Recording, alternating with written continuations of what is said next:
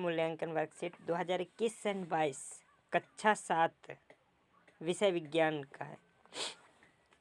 इसमें सबसे first line में विद्यार्थी के लिए निर्देश दिए गए हैं, जो निम्नांकित जानकारी अनिवार्यता भरे और दिए गए स्थान में उत्तर लिखें।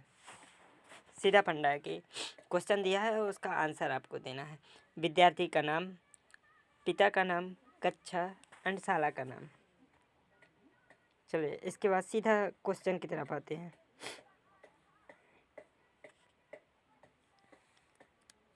प्रश्न क्रमांक 1, निम्न में से कौन सा परिवर्तन उत्क्रमित किया जा सकता है? भोजन का पाचन, बर्फ का पिघलना, लकड़ी का जलना, जंग का लगना। सो दोस्तों, बर्फ का पिघलना ये आपका सही आंसर है। सेकंड क्वेश्चन है, एकांक समय में किसी वस्तु द्वारा चली गई दूरी को क्या कहते हैं? तो सही आंसर है डी नंबर, चाल। चलते हैं नेक्स्ट पेज की तरफ।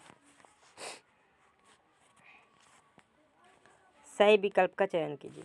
अच्छा, विटामिन ए की कमी से कौन सा रोग होता है? रतौंधी। विटामिन बी की कमी से बेरी, विटामिन सी की कमी से स्कर्वी एंड विटामिन डी की कमी से रिकेट्स। इसका सही आंसर होगा सी नंबर का, रतौंधी, बेरी, स्कर्वी, रिकेट्स। प्रश्न नंबर 4, आपके घर के बगीचे में बहुत सारे पेड़ पौधे हैं। उन पेड़ पौधे से गिरने वाली पत्तियों के निपटान के लिए सर्वोत्तम तरीका कौन सा है? पहला, पत्तियों को बगीचे में बिखरे रहने देंगे। बी, पत्तियों को एकत्र करके जला देंगे। पत्तियों को एकत्र करके नदी या तालाब में बहा देंगे। या डी, पत्तियों को एकत्र करके गड्ढे में डालकर कंपोस्ट बनाएंगे। सो डी नंबर सही रहेगा, पत्तियों को एकत्र करके गड्ढे में डालकर कंपोस्ट बनाएंगे। प्रश्न 5, छाया देखने के लिए हमें निम्न में से कौन सी वस्तु आवश्यक नहीं है? सो इसका सी नंबर रहेगा, प्रकाश के मार्ग में पारदर्शी वस्तु। सी नंबर, 5वां का सी नंबर। प्रश्न 6, जब कपड़े पर दूध को उड़ेलते हैं तो कपड़े पर मलाई रह जाती है। इस प्रक्रिया में पृथक्करण की कौन सी विधि उपयोग की जा रही है? सो इसका होगा ए नंबर, निस्यंदन। प्रश्न 7, किसी व्यक्ति की लंबाई 1.25 मीटर है। व्यक्ति की लंबाई सेंटीमीटर में क्या होगी? इसका सीधा हो जाएगा 125 सेंटीमीटर, क्योंकि 100 सेंटीमीटर बराबर 1 मीटर होता है, तो 100 का गुणा करेंगे तो 125 हो जाएगा। चलिए नेक्स्ट पेज की तरफ। प्रश्न 8, दिए गए परिपथ में दोनों तारों के मध्य किस वस्तु को रखने पर बल्ब जल जाएगा? गंधक, कोयला, लोहे की छड़, लकड़ी। ऑब्वियसली लोहे की छड़ ही रखेंगे। सी नंबर सही है। लघुत्तरीय प्रश्न क्रमांक 9 से 13 तक। अब 9 से 13 तक ये सारे लघुत्तरीय प्रश्न रहेंगे। सो प्रश्न 9 में, मूसला जड़ व रेशेदार जड़ में 2 अंतर लिखिए। सो उत्तर, मूसला जड़ के अंदर एक मुख्य जड़ पाई जाती है, जबकि रेशेदार जड़ में मुख्य जड़ का अभाव होता है। मतलब कि मूसला जड़ के अंदर एक मुख्य जड़ी पाई जाती है, जबकि रेशेदार जड़ में मुख्य जड़ी नहीं पाई जाती। इसका मतलब ये है। और दूसरा अंतर है कि मूसला जड़ लंबाई के अनुपात में, जबकि रेशेदार जड़ लंबाई चौड़ाई दोनों के अनुपात में बढ़ती है। अच्छा, मूसला जड़ लंबाई के अनुपात में बढ़ती है, जबकि रेशेदार जड़ लंबाई चौड़ाई दोनों के अनुपात में बढ़ती है। प्रश्न 10, विद्युत मिस्त्री द्वारा उपयोग किए जाने वाले औजार जैसे पेचकस और प्लायर्स के हत्थों पर प्रायः प्लास्टिक या रबड़ का आवरण क्यों चढ़े होते हैं? उत्तर जैसे आप सबको पता होगा कि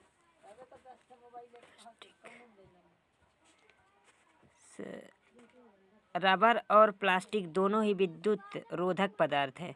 विद्युत मिस्त्री के औजारों पर इनका आवाज होने से उपयोग करते हैं। करंट नहीं लगता।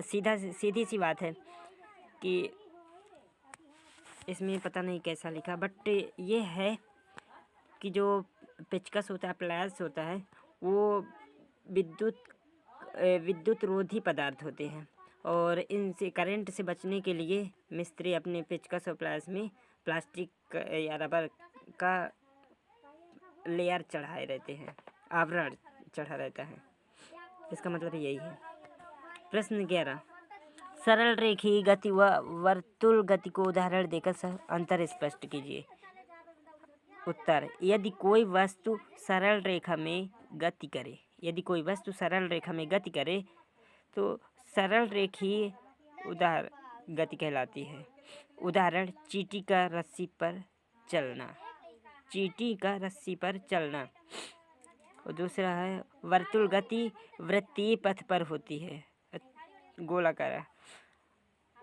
वर्तुल गति वृत्तीय पथ पर होती है। उदाहरण, सूर्य के चारों ओर पृथ्वी की गति। अच्छा, पृथ्वी की चारों ओर सूर्य जो परिक्रमा करता है, ऐसा नहीं।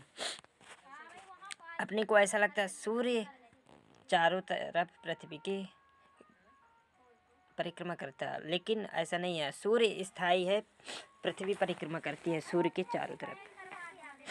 वैसे आप समझदार हैं, समझ जाएंगे। प्रश्न 12, आप एक पारदर्शी कांच की शीट को पारभासी शीट में कैसे बदलेंगे? इसे करने के कोई 2 तरीके लिखिए। आंसर होगा, शीट पर चिकनाई का लेप करके। दूसरा है, शीट पर मोम की परत चढ़ाकर। चलिए अगले क्वेश्चन की तरफ। दैनिक जीवन में पृथक्करण के लिए हम निस्यंदन विधि का उपयोग कहाँ कहाँ करते हैं? उदाहरण देकर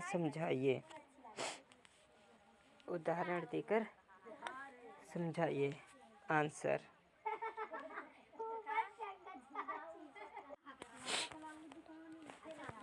का नंबर है, दूध और जल के मिश्रण को अलग करने में। खा नंबर, चाय की पत्तियों को चाय से अलग करने में। ग नंबर, पानी से अशुद्धियों को अलग करने में। तो इससे निष्कर्ष निकलता है, निस्यंदन विधि मतलब होता है फिल्टर करने के लिए, छानने के लिए। वही बात होता है निस्यंदन के लिए। चलिए अगले क्वेश्चन की तरफ।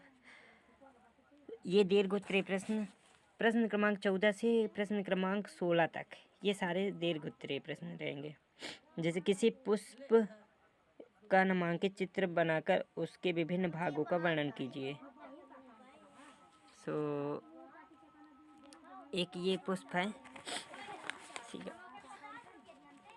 यहाँ वर्तिगग्र, फिर ये उसका अगला पार्ट हो जाता है वर्तिका, फिर श्रीकेसर, ये होता है अंडाशय, और ये परागकोश, फिर तंतु, और ये होता है दल, पंखुड़ी जिसे बोलते हैं, ये बाह्य दल, और ये सारे होते हैं पुंकेसर।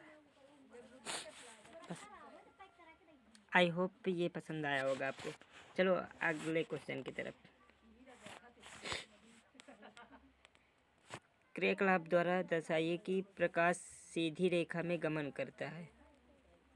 बस इसमें शो नहीं कर रहा, बट पहले एक मोमबत्ती जलाएंगे, मोमबत्ती के सामने से एक स्केल जैसा बनाएंगे और बीच से डार्क करेंगे।